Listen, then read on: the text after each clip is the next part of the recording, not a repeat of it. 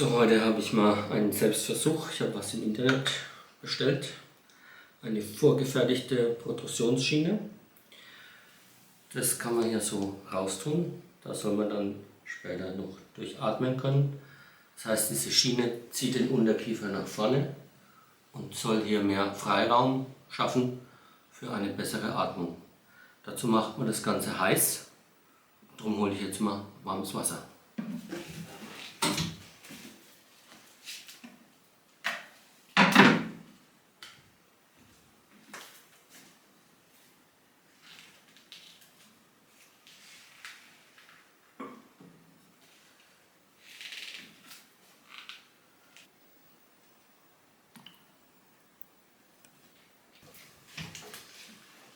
So, das Ganze tut jetzt deutlich seine Farbe ändern. Es war vorher so milchig und es schrumpft irgendwie.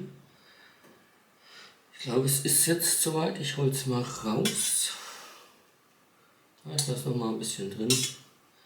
Innen ist es noch milchig. Ich zeige es euch mal. Und es ist auch noch ganz schön heiß. Das muss ich jetzt in den Mund nehmen. Dazu muss ich den Unterkiefer dann nach vorne schieben. Ich mag es mal so auf Kopf bis ich. Und dann muss ich das so andrücken.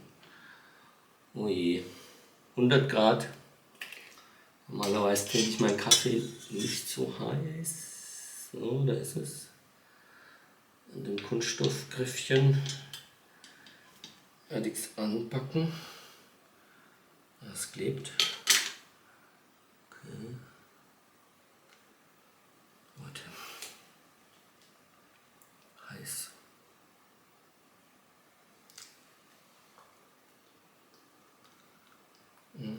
Nee. Es pappt zusammen. Das war nix. Das war nix. Es pappt zusammen.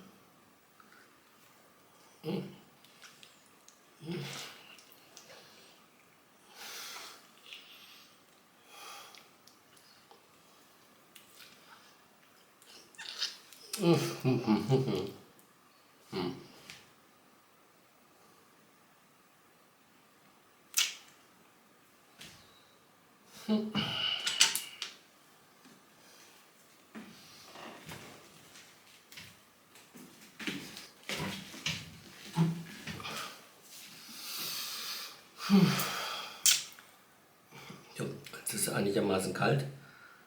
Also das ist zusammengepappt, aber ich glaube, ich habe es noch gerettet. Ich habe das so gemacht, dass diese Kante ist gerade und die ist überlappend, so wie die Frontzähne im Oberkiefer auch überlappend sind.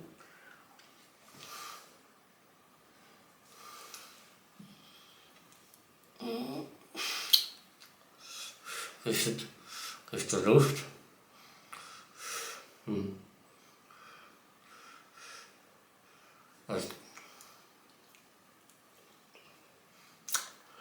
Also ich kriege Luft durch den Mund, aber das will ich ja gar nicht, ich will ja durch die Nase atmen, vielleicht wenn ich mal Schnupfen habe.